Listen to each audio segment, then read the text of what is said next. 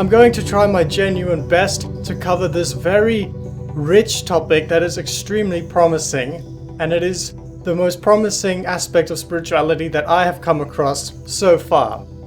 Which makes sense, I guess we're all engaging with the top of what we can perceive in spirituality, and to me, right now, this is the Holy Grail, quite literally, that I am trying to attain and have had some success at, and I want to share what I've just experienced so far. And perhaps other people could talk to me in the comments if they've had similar experiences, and that would just be a fun discussion to have. But now to get properly into it, for thousands of years, over many cultures all over the world, people talk about some sort of a magical substance that is a fountain of youth, a fountain of youth, or an elixir of life, or an ocean of milk. So this would be called the Holy Grail, or the Amrita, or Soma, some sort of a magical substance like that. And what I believe is that this is very literally a natural entheogen created by the brain. It is well known in science and in spirituality that there are many glands inside of the body, and these glands produce very beautiful sweet substances, but they can also produce at the same time poisons. And of course there are many glands in the body, like the pituitary gland, the thyroid. In the stomach and the genital areas, there are other glands that function, and all of those are very important. But there is one particular gland that has been called the pineal gland, and that is of particular importance in spirituality. Now, I say the pineal gland, but I'm actually hesitant to talk about a physical location of the brain. I have studied a bit of the brain structure and how everything functions, and I can't honestly say that it is definitely the pineal gland, but there is definitely a pine cone sort of gland. That is what the subjective experience feels like, and one accesses this gland, this pine cone, sort of through the back of the head, and it is located right at the brain stem. It feels like there are two hemispheres of the brain, and all of this comes back to a sort of central core, and in particular there is a gland that is right near the center that is responsible for emitting either a poison or a very sweet elixir, and perhaps this is the physical pineal gland. Now, if you do want to get into this topic honestly and have success with it, I do recommend that you first look at a different video of mine, which is titled something like How to Detect the Chakras and Energy Flow in Your Body, Moment by Moment in Real Time. We are going to need to have that ability to find and see very clearly this pine cone gland. And you might need to engage with that other video and everything I mentioned there for a few months, engage with the practice of Shambhavi, perhaps use some entheogens to unlock your ability to see energies. And once you've done that, we can apply all of that knowledge specifically to unlock now the fountain of youth. That is what we're talking about here. So, as I mentioned, the location of this gland, if you want to find it, many people start with a tuft of hair at the back of the head. That is what I have found as well. You could call it the cowlick area.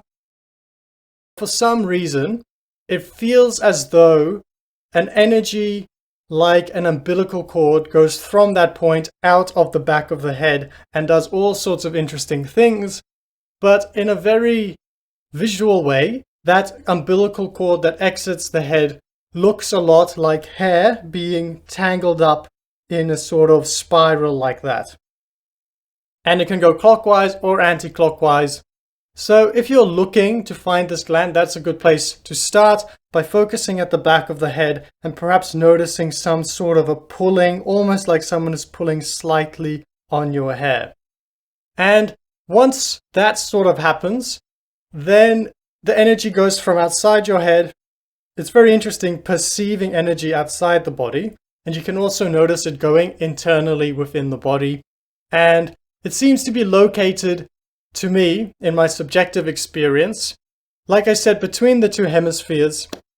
I hope I get all the terminology right here because I'm not a medicine student at all, but we have a big part of our brain, you could call it the main part, called the cerebrum.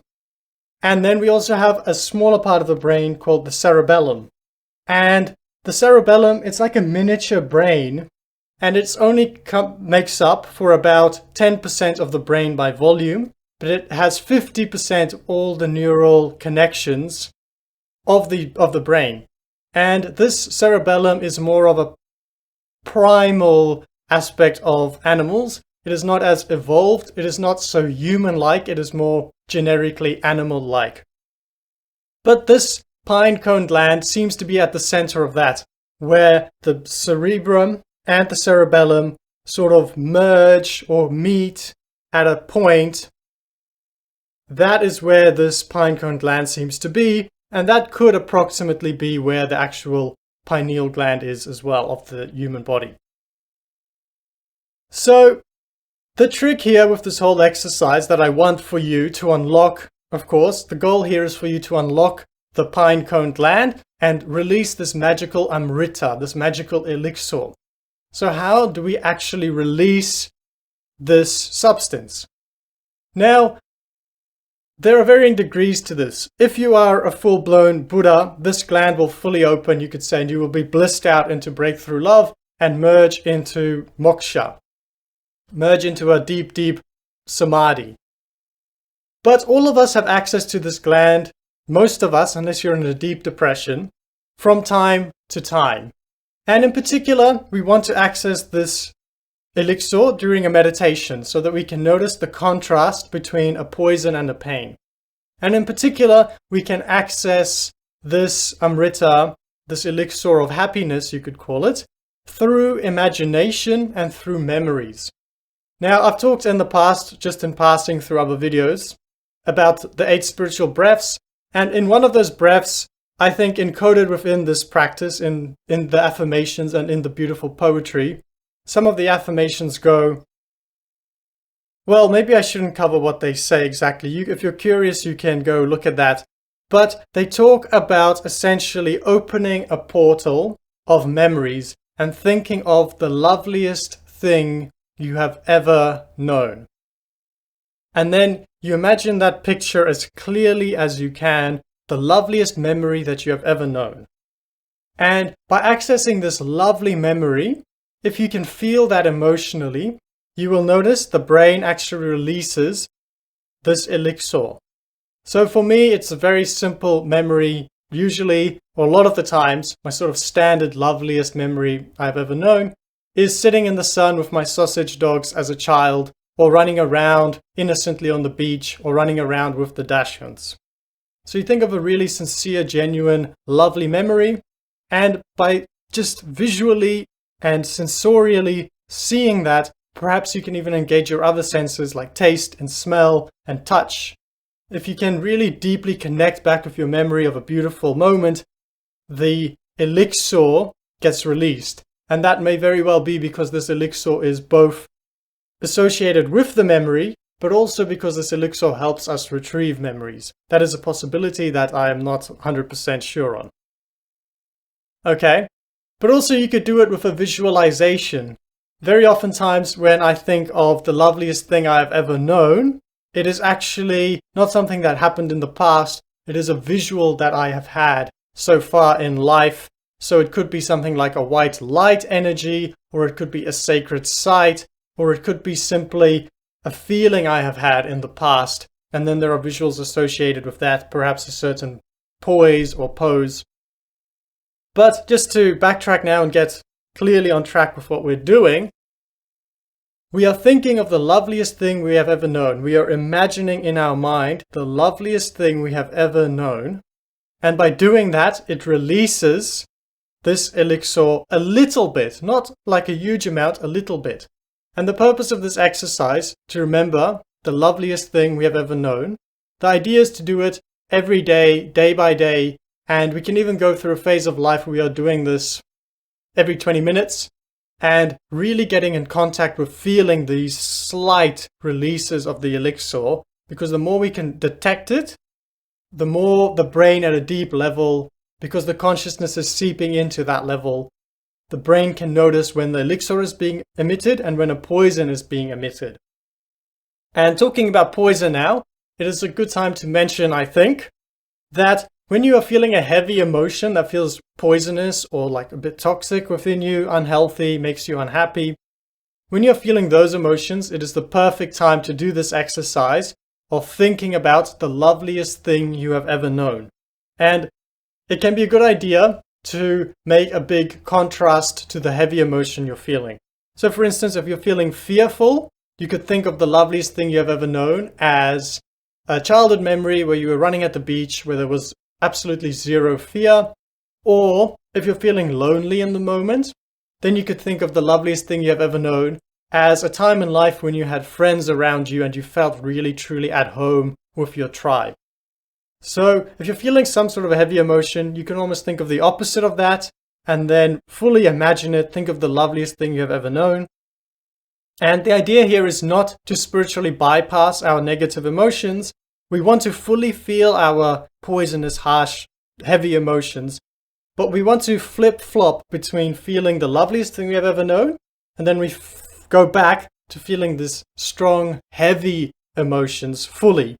And what you'll notice, if you can start to feel and see this gland at the brain, at sort of the back of the brain, like I mentioned, the location between the hemispheres, you can notice that when you're having an experience of the loveliest thing you have ever known, there's this elixir, and then a poison gets emitted when you're thinking of something fearful or grasping over something or feeling lonely or depressed or sad. There is an actual poison that gets emitted. And when you notice the poison get emitted, the idea is to not judge it, not avoid it. It's to fully feel it, because we want the consciousness, our consciousness, to seep down to that level. By simply noticing when the gland produces a poison and an elixir, just noticing that and fully perceiving it, fully accepting it, that allows the subconscious brain, through consciousness, to just rewire itself to choose preferentially the elixir because it is so much better in every way. And in my little theory, the reason the brain produces this poison is for evolutionary Darwinian reasons. So for me, a lot of the time, this poison gets emitted. It's a duality. It gets emitted when I think of something really lovely, like something that I really want in life. Like for instance, just for example, a beautiful family. That's a beautiful feeling that releases the elixir. But then one moment later, another part of my brain realizes, oh, I don't have that. So that then, because I don't have it, releases a poison. So you can notice the flip-flopping, the beautiful emotion, and then the thoughts of having, the thoughts when you have, sorry, I'm messing my words up. The thoughts of not having whatever you really deeply want, that causes the poison. And of course, this is evolutionarily useful because the body wants me to have a family. So it emits a poison until I get what I want, and then that's great. But of course, we all know that once you get what you want, the brain will emit a poison for another reason, and that's how the brain, the poison, controls us. But we can fully shift, like many saints and sages have done in the past.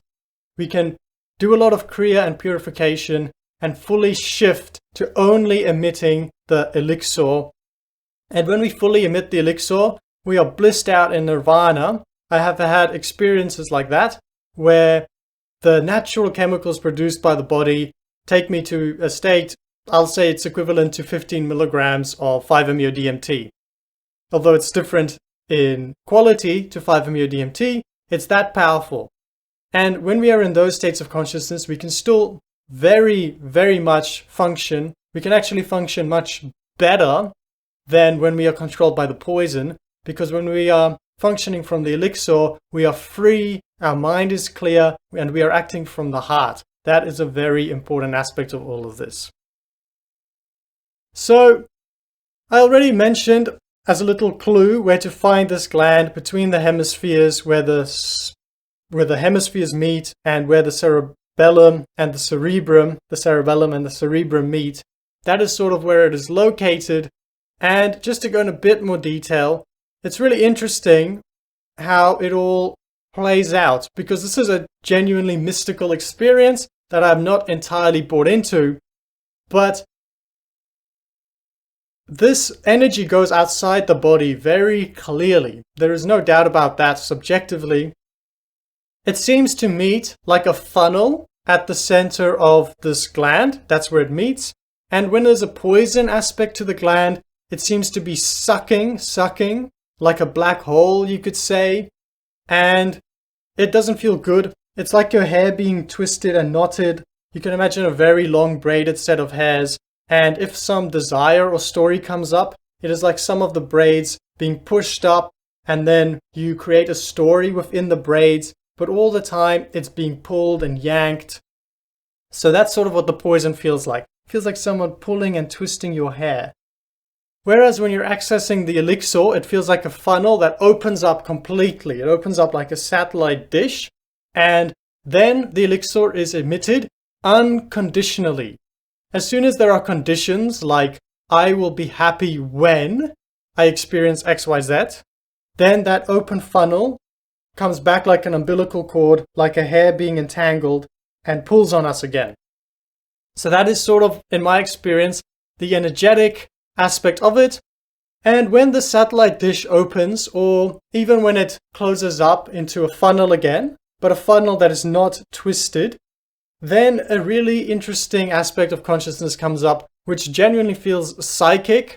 As secular as I like to be, that's the only way I can describe it, where this funnel connects with the external world, with other yogis, and with people that I have strong karmic connections with, and it's a full-blown psychic experience.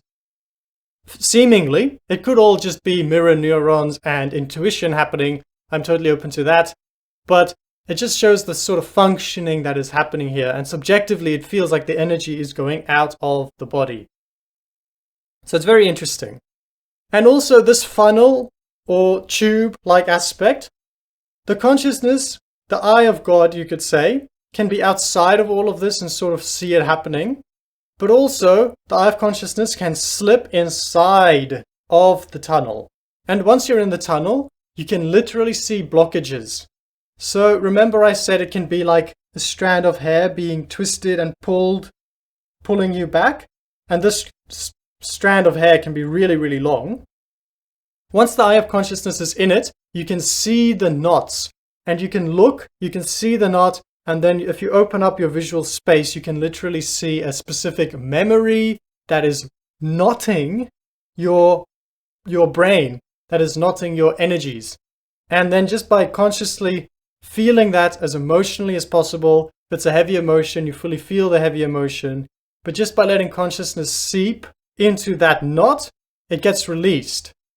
And at times, when all the knots gets released, even if it's just temporarily, then you get this clear tube that is quite empty. And if the eye is in there, it just feels extremely empty, but it feels like a deadly silence. But it is so peaceful. It is a deadly peace. Really, really beautiful. But then also, if your eye is in this tube, you can actually look and see at that point the pine cone gland. Now, all of this feels sounds to me as I'm saying it, very fantastical, and it does sound fantastical, I'm sure, but it's a subjective experience that I've honestly had, and that many, many other people have described very similar things as well. So, I think it's at least interesting by hearing this, perhaps it triggers something that maybe lets someone else experience something else, and all of this has been experienced by me, both on psychedelics, but very, very much off of psychedelics in sober meditation. Now, if you're genuinely interested in experiencing this, because it is a very promising thing, if we can have access to this Amrita, this elixir of life, permanently, then I recommend looking at the chakras moment by moment, like I said, and I discussed that in a previous video. But also you can use, I would recommend, small doses of entheogens. Small doses of psychedelics, and if you take a dose of psychedelic, I don't suggest that you're just going to suddenly see all of this, because psychedelics, they stir things up a lot in the brain, and they can certainly give you experiences of a pineal gland. But to get to the state, like I said, there's this twisting aspect to it, and there's just a lot of karma that needs to be worked through. And one needs a strong clarity aspect to one's meditation and a strong focus to one's meditation. And without those things, psychedelics will not necessarily help you a lot. But if you do meditate a lot, do some vipassana maybe, have a strong focus, strong clarity, strong equanimity, strong acceptance, then small doses of psychedelic can help unravel these knots within the hair to an extent that you start to perceive actually moment by moment in real time everything I'm saying here. Now also, as another little clue that I've discovered along all of this, once, of course, the energies of this braided hair reaches the gland, it has a connection to the cerebrum and the cerebellum. I've got getting that right.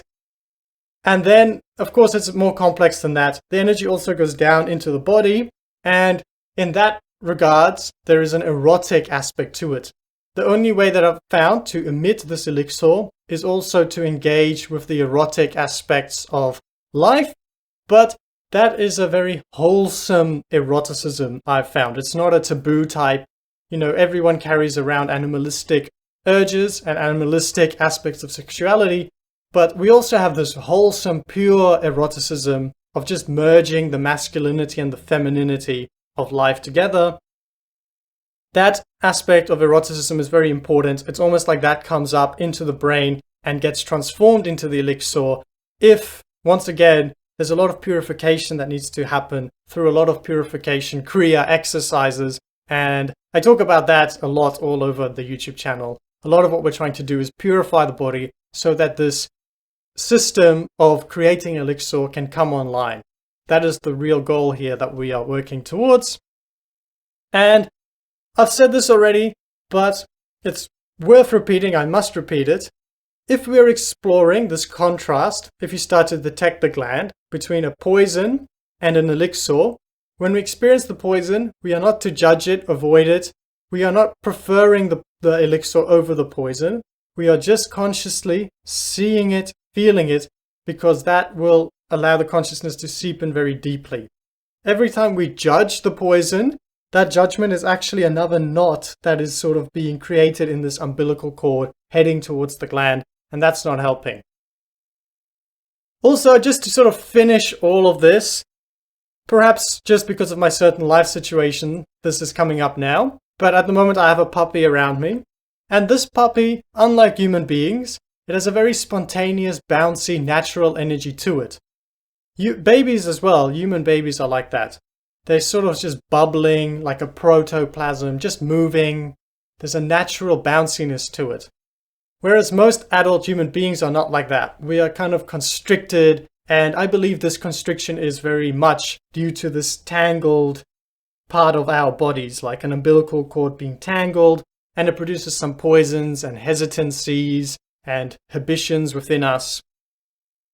So this is sort of the result that we get if we start to unlock this elixir, and if we just simply start to remove these knots or let go of these knots that we are carrying around.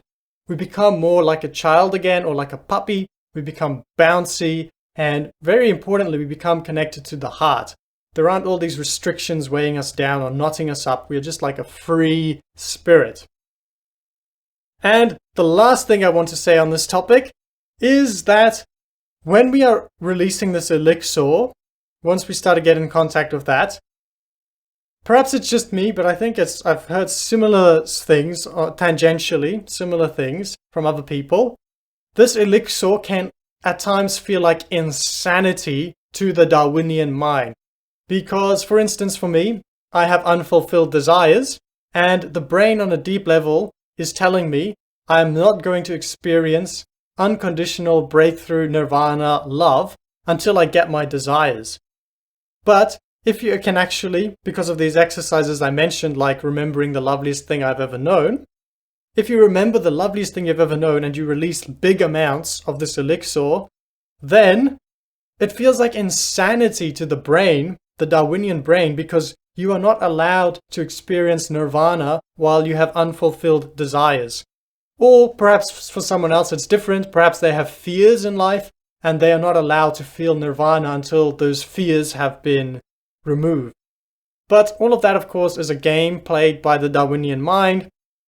But one gamer will tell you as well, and it feels so poignantly, vividly insane. It feels like you're going insane by just releasing into the love.